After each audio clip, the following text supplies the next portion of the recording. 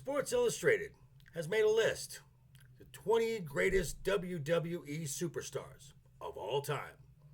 Now, by the end of this video, the question is, whose list is better? Theirs or mine? And here we go.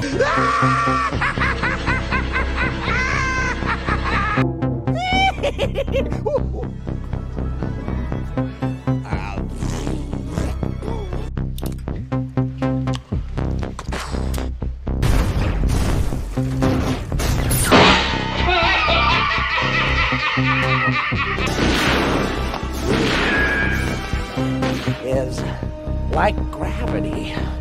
All it takes is a little push.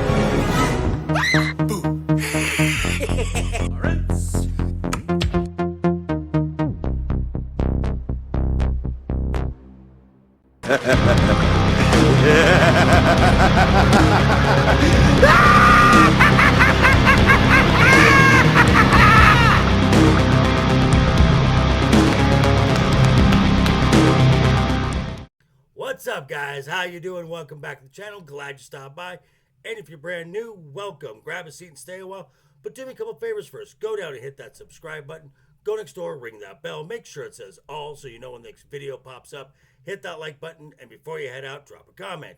And if you are one of the regulars here, welcome back for another round. As you also hit that like button. And before you leave, drop a comment. Because YouTube does love the comments. And of course, share the video out on all social media. Speaking of social media, you can find me on Instagram and X. You find all those links down below in the description. Also, there's a link to the merch store. Grab yourself some Joker Voice merch. Get some really cool stuff. So, Sports Illustrated, in an article this week by Sid Pilar III, gave their list of the top 20 WWE superstars of all time, spanning all eras throughout the company's evolution. Now, their list, I'm just going to go through it from number 1 to 20, reads like something like this. Stone Cold Steve Austin, Hulk Hogan, The Rock, John Cena, Roman Reigns, The Undertaker, Triple H, Shawn Michaels, Bret Hart, Bruno Sammartino, Randy Savage, Kurt Angle, Roddy Piper, Edge, Randy Orton, Andre the Giant, CM Punk, Chris Jericho, Mick Foley, and Becky Lynch. Now, that's a fine list.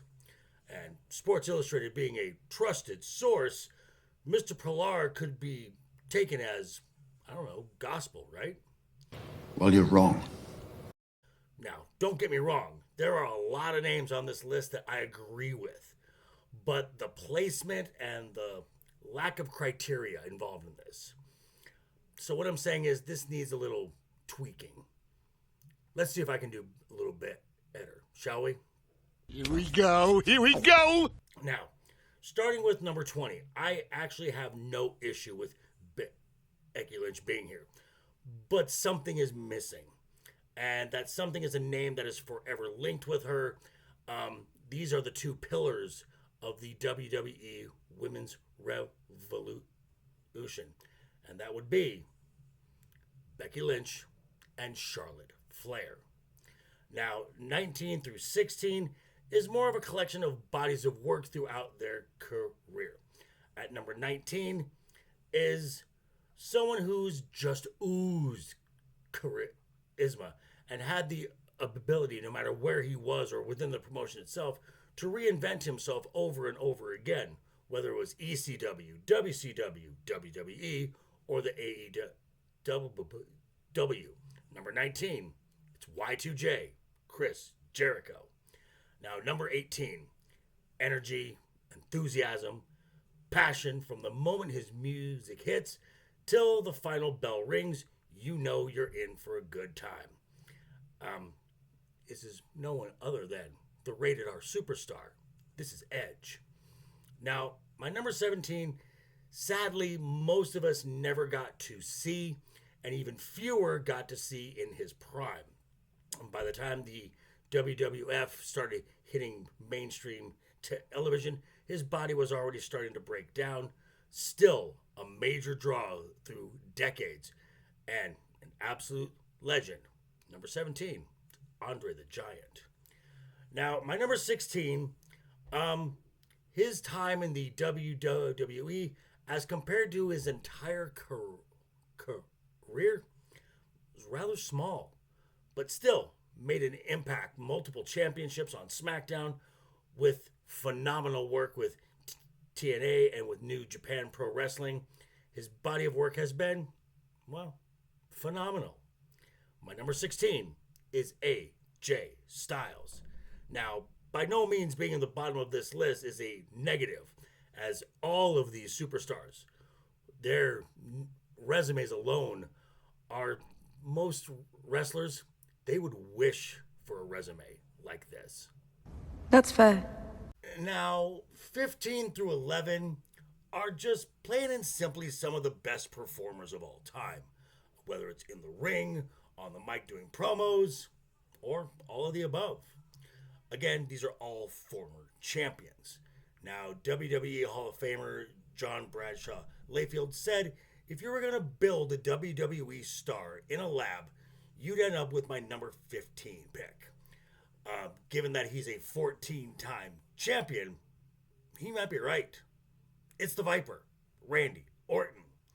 Now, number 14, much like AJ Styles, was omitted from Sports Illustrated's list, so I'm here to correct that error. Multiple-time champion, Ring of Honor, WWE, AEW, probably the best pure wrestler on any roster he is on, and also holds one of the greatest WrestleMania moments of all time. Number 14, Daniel Bryan. Now, number 13 is a rare case. This guy is an Olympic champion. Yeah, an actual Olympic wrestler. Won a gold medal with a broken friggin' neck. And he could play it goofy. He could play it vicious. And despite the chant, this guy does not suck. At number 13, it's the Olympic gold medalist, Kurt Angle. Now, my personal feelings for number 12 are quite known if you've been following this channel. Yet he does have a place on this list. Not for his in-ring work, but for his mic skills. This guy could read a phone book and cut a promo on every name he read, and folks would just eat it up. Not my favorite, but definitely on the list. Number 12, it's The Rock. Now, Sports Illustrated had this guy at number 17. Are you stupid or something? Contraire. Whether it's delivering a fantastic match in the ring, whether dropping pipe bombs or blowing kisses to the boss, he is simply one of the best in the world. At number 11, it's the Second City Saint, CM Punk. Now, you didn't think I'd let that number 17 injustice stand now, did you? Yeah, not so much. And we are halfway through. We're in the top 10. And my 10 through 6 are what I would consider the glue. These are the guys that kept everything together.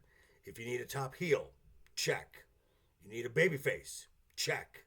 You need a superstar that you can lean on when your number one person is out of action and not hurt your overall product, check. So at number 10, I had the pleasure of seeing his first WrestleMania match at WrestleMania 7. And it took till his 22nd WrestleMania in a row to finally be defeated at the Showcase of the Immortals.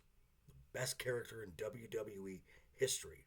Number 10, it's the Dead Man, The Undertaker. At number 9, now this guy here, when the top star went off to go make movies, he put the entire company on his back and not only maintained the status quo of it, but in some areas, he flourished. And I can already hear the really bad impressions already. So at number 9, it's the Macho Man, Randy Savage. And my number 8 is probably one of the greatest bad guys / heels in WWE history. And now, ironically, he's running the joint. Of course, I'm talking about the 14-time WWE champion, Triple H. And now, my next two, my 7 and 6, are almost interchangeable depending on what day it is. Now, shifting from one era to another, these two showed that in a era of hulking cartoon characters, smaller, more technical wrestlers could main event just as well. At number 7, it's the excellence of execution, Bret Hart. And at number 6, it's the Heartbreak Kid, Shawn Michaels. That's very impressive. Whew. We made it to the top 5. Now, to be in this area of this list, you've got to be the guy. Now, you've got to be the top draw, whether it's selling tickets, viewership, merchandise, the works. You basically have got to be the face of an era. And my number 5 was from a time where there was no pay-per-views, no premium live events, no streaming, no social media, no TV. You had only your name to sell tickets. Without him, this list here simply is irrelevant. Now, and not having him in the top 5 is a crime. So in his rightful place at number 5, Bruno Sammartino. And my number 4 was the top guy for one of the longest eras of the WWE, and that being the PG era. Love him, hate him, to be the guy for that long means you are making the company a whole lot of money. And he is going to be on his farewell tour in 2025. At number 4, it's John Cena. Now, the top 3 here were all doing boom periods of mainstream popularity for the company and professional wrestling in general. Now, during the golden era, or what's known as the rock and wrestling era, this was the guy.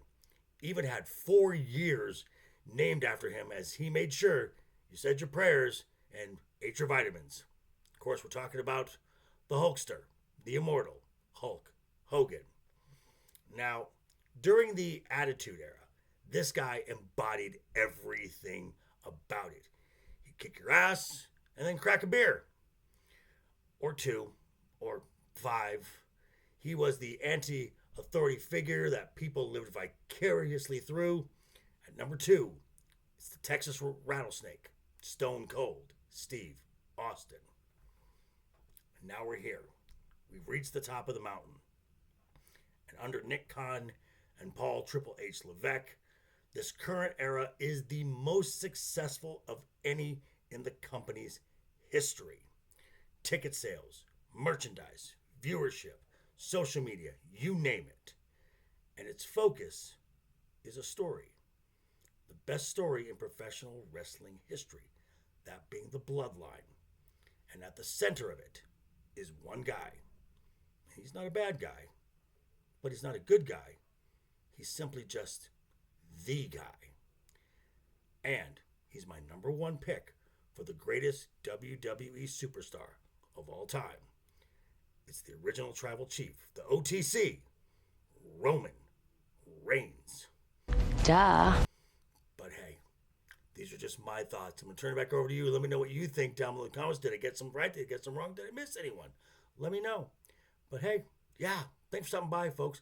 Again, quick reminder before you head out the door, hit that subscribe button, ring that bell. If you liked the video, give it a thumbs up. If you didn't like the video, hey, thanks for sticking around this long. I really appreciate it.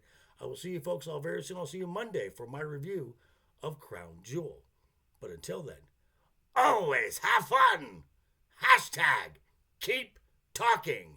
And always keep that smile on your face.